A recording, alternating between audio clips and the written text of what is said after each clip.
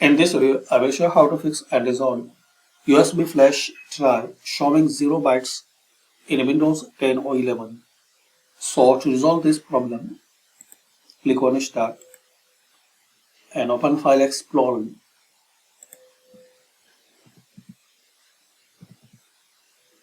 Open File Explorer,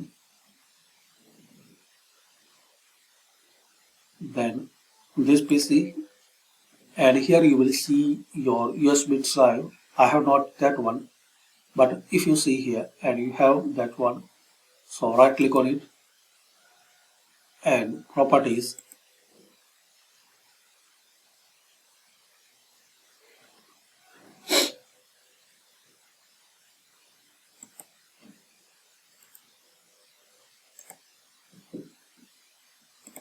Right click on it, show more options and click on Properties. Now here you have to select Tools, then here is the option Error Checking. This option will check the drive for file system errors.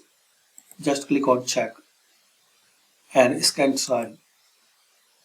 Make sure I don't have another drive, but you can do this process on that drive where you have the problem and errors. And complete this scanning.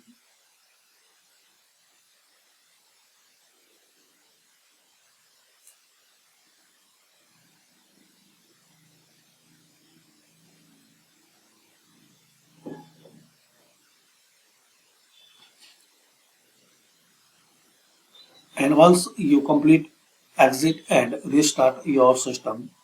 So it's not 100% solution, but you can try for your end and comment if this method worked for you or not.